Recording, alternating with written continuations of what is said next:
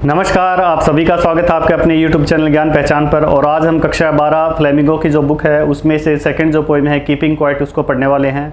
बहुत ही अच्छी ये कविता है और इसके जो कवि हैं वो हैं पैब्लो नेरूदा।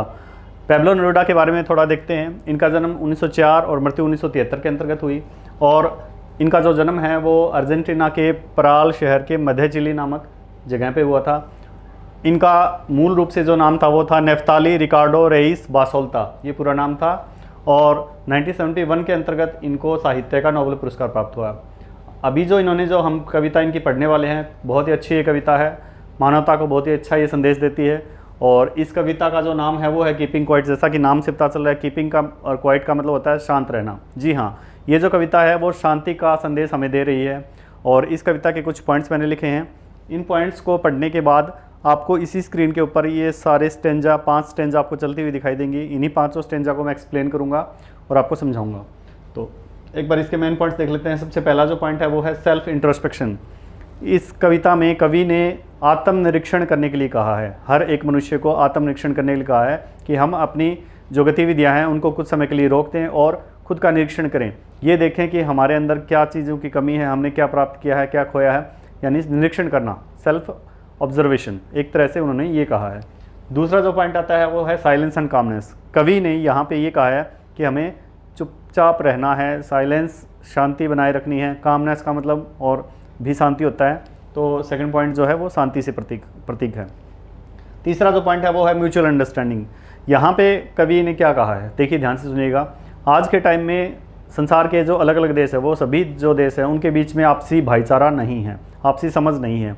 इसी वजह से जो दो देशों के बीच में तनाव की स्थिति पैदा होती है। और कवि यही चीज़ें बंद करवाना चाहता है कि वो ये चाहता है कि अगर आपसी समझ हमारी बनी रहेगी, इंसानों की अगर आपस में समझ बनी रहेगी, तो इस दुनिया में कोई भी किसी भी तरह का तनाव, अशांति, अराजकता की स्थिति नहीं पैदा होगी, ये कवि ने कहा है। नेक्स्ट जो पॉइंट है पीस एंड ब्रदरहुड। अगेन ये शांति और भाईचारे इसकी ओर बढ़ावा देता है। अंतर्राष्ट्रीय स्तर पर अगर आज हम देखें तो बहुत सारे जो देश हैं उन देशों के बीच में आपसी समझ की स्थिति है ही नहीं, भाईचारे की स्थिति है ही नहीं। एग्जाम्पल आप बहुत सारे देश देख सकते हैं, एशियन देश देख लो, आप यूरोपियन कंट्रीज़ देख लो, या जो अरबियन कंट्रीज़ हैं उनके बीच उनके हालात आप देख सकते हो। तो भाईचारे की स्थिति जो है वो बनाए रखनी है हमें, कवि ने इस कविता के अंतर्गत ये संदेश दिया है।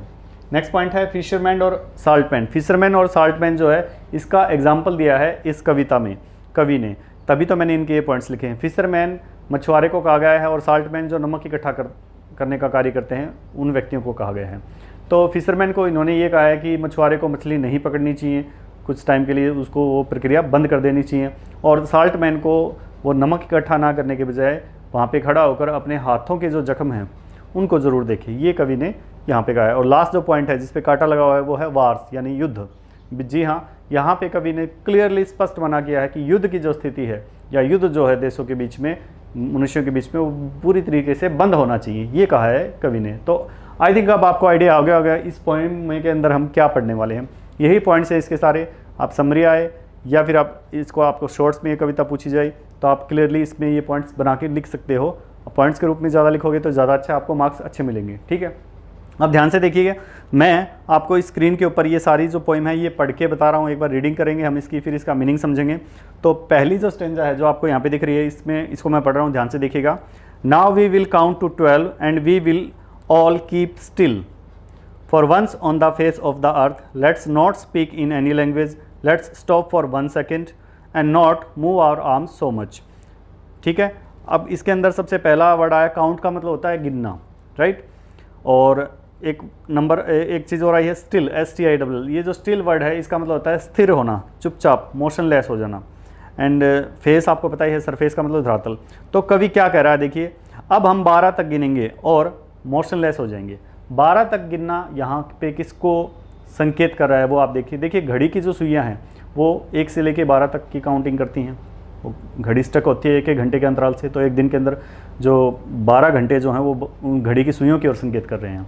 ठीक है, 12 डिजिट्स को संकेत करते हैं। दूसरा, एक वर्ष के अंदर 12 महीने होते हैं, तो वो 12 महीने उसका भी सिम्बलाइज है। तो यहाँ पे जो कवि ने कहा है, कवि ने कहा कि हम लगातार चलते रहते हैं, रुकते नहीं हैं, अपनी प्रक्रिया को जारी रखते रहते हैं, अपने काम में बिजी रहते हैं। तो कवि कह रहा है अब मैं 12 तक गिनूंगा और आप सभी को शांत खड़े होना है। ठीक है, नेक्स्ट कवि ने क्या कहा है, देखिए ध्यान से। For once on the face of the earth let's not speak in any language. कवि ये कह रहा है कि एक बार के लिए हमें पृथ्वी के धरातल पर यानी इस धरती पर मनुष्य को किसी भी भाषा में नहीं बोलना है। यानी वो ये कह रहा है कि अलग अलग, देखो लोग अलग अलग होते हैं, अलग अलग संस्कृति के होते हैं, अलग अलग देशों के होते हैं, उनकी भाषाएं अलग होती हैं। तो कवि कह रहा है कि सारे के सारे जो मनुष्य हैं इस धरती पे जो हैं, हम इस धरती पर रहकर एक बार कोई भी भाषा का कोई भी शब्द ना बोले, यानी कि चुप रहें, ये कवि ने कहा है। लेट्स स्टॉप फॉर 1 सेकेंड, कुछ क्षण के लिए, 1 सेकेंड या 1 मोमेंट या 1 क्षण के लिए हम रुक जाते हैं। And not move our arms so much, और हम अपने बाजुओं को नहीं लाते। यानी वो ये कह रहा है कि बिल्कुल एकदम स्टिल की जो पोजीशन होती है वैसे आपको चुपचाप 1 सेकंड के लिए खड़े होना है। ये था पहली स्टेंजा। आई थिंक आपको क्लियर समझ में आ गया होगा, नहीं आया तो आप मुझे कमेंट करके ज़रूर बताइएगा। नेक्स्ट आगे हम देखते हैं सेकंड जो स्टेंजा जो है इसकी, उसके अंदर ये 4 लाइनें आपको दिख रही हैं। It would be an exotic moment without rush, without engines, we would all be together in a sudden strangeness। देखो, it would be an exotic moment, exotic का मतलब होता है बहुत ही अजीब, अलग सा, unique. Without rush, without engines, we would all be together in a sudden strangeness। strangeness का मतलब होता है अनोखा, विचित्र। तो कवि क्या कह रहा है देखिएगा, यहाँ पे जो कवि है वो हमें कह रहा है कि यह एक बहुत ही अजीब सा मोमेंट होगा, एक मनमोहक क्षण होगा, जिसमें कोई भी हड़बड़ाहट का कार्य नहीं होगा, कोई भी गतिविधि नहीं होगी, कोई भी इंजन नहीं चलेगा या मशीन का किसी भी तरीके का शोर नहीं होगा। यानी एक्टिविटीज़ जो हैं, ह्यूमन एक्टिविटीज़ जो हैं वो रुक जाएंगी सारी की सारी। ठीक है, इसीलिए उसने इसको एक मनमोहक क्षण बोला है। और हम सब इस क्षण में सारे के सारे क्या होंगे, इकट्ठे होंगे, एक साथ होंगे।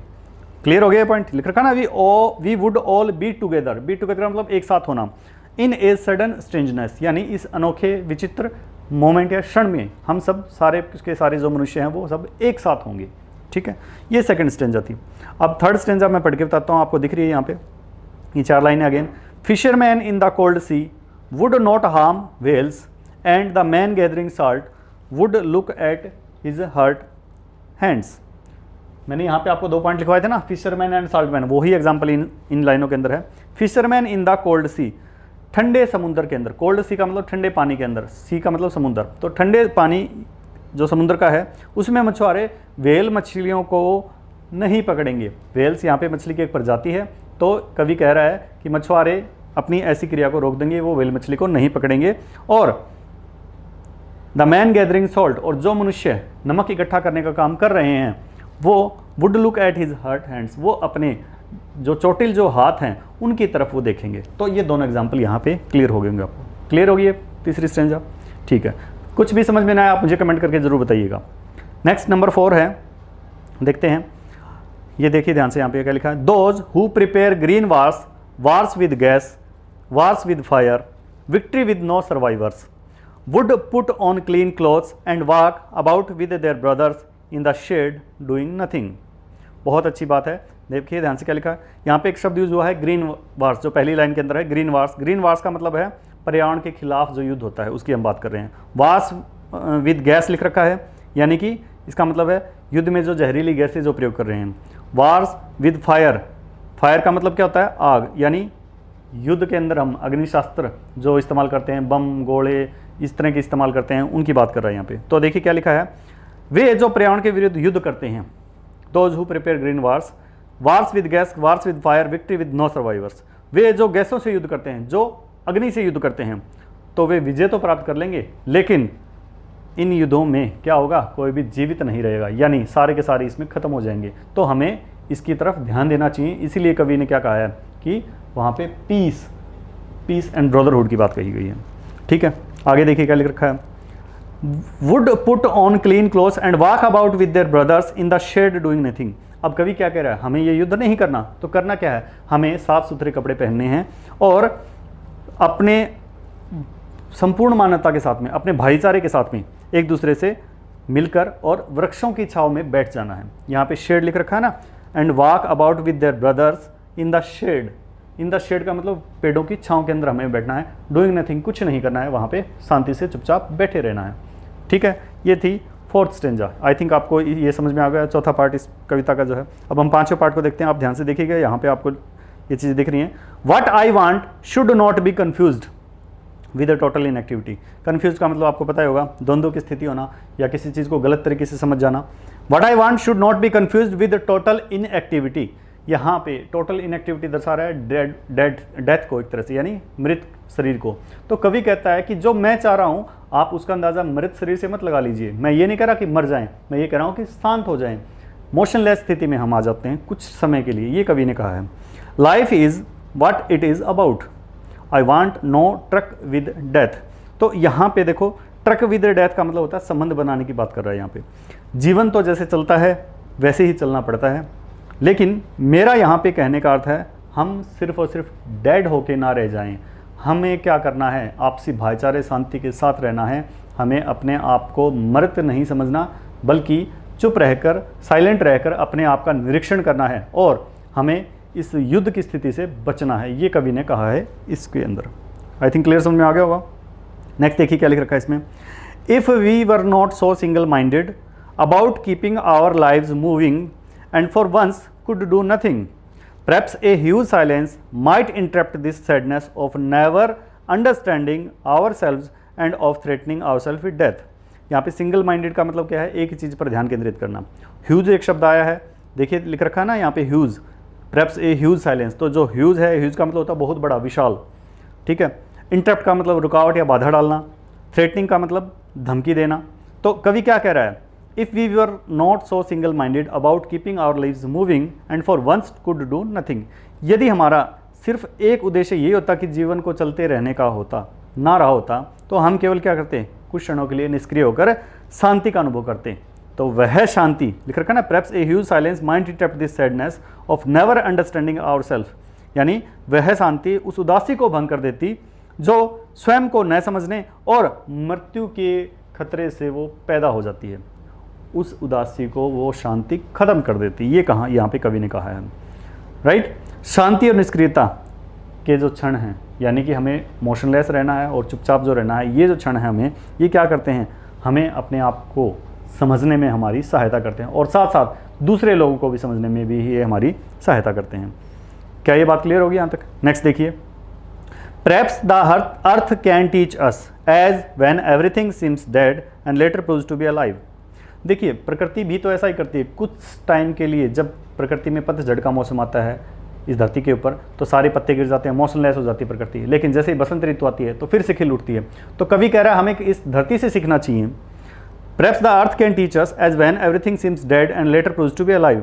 शायद हमें पृथ्वी हमें शिक्षा दे सकती है क्या, कि हमें किसी प्रकार की शांति से कार्य करते रहना चाहिए, क्योंकि पृथ्वी पर जब प्रत्येक चीज़ हमें डेड सी लगने लग जाती है तब भी पृथ्वी जीवित रहती है। यानी कि इससे ये सिद्ध होता है कि मनुष्य को भी कुछ समय के लिए शांत रहना चाहिए और फिर स्वयं उसका निरीक्षण करके उसको अपने अगले कार्यों में लग जाना है, ठीक है। Now I will count up to 12 and you keep quiet and I will go. अब मैं क्या करूँगा, 1 से 12 तक गिनूंगा और आप सब चुप रहेंगे, शांत रहेंगे और मैं चला जाऊंगा। ये कवि ने कहा है। तो ये थी भी आपकी छोटी सी ये जो कविता है कीपिंग क्वाइट। आई थिंक आपको ये बिल्कुल समझ में आ गई होगी, क्योंकि इसमें मेन पॉइंट्स जो हैं उसी में मैंने आपको ये सारी पॉइंट बता दी थी। फिर भी अगर आपको कोई चीज़ समझना है तो आप मुझे कमेंट करके बता सकते हैं। और हाँ, मैं ये कहता हूँ कि आप इस वीडियो को पूरा देखोगे तभी आपको ये चीज़ें समझ में आ जाएंगी, वरना आप इसको नहीं सीख पाओगे। और सपोर्ट करिए, शेयर करिए, लाइक करिए, सब्सक्राइब करिए। कुछ समझना है तो ज़रूर कमेंट करिएगा मेरे को। और हाँ, बताइएगा मुझे भी आपको कहाँ दिक्कत आ रही है, क्योंकि जब भी पेपर में को जो क्वेश्चन पूछा जाता है वो या तो एक्सटेंजा देके उसमें से 5 क्वेश्चन पूछे जाएंगे, या आपसे बड़े क्वेश्चन के रूप में ये इसमें से पूछ सकते हैं, इसकी समरी पूछ सकते हैं, राइट। इसके अलावा देखो मैंने पहले भी बताया है, पोइम का नाम और पोइट का नाम आपको अच्छे से याद होना चाहिए। फिलहाल आज के अपने इस वीडियो के अंदर इतना ही। Stay tuned with us. Thank you so much.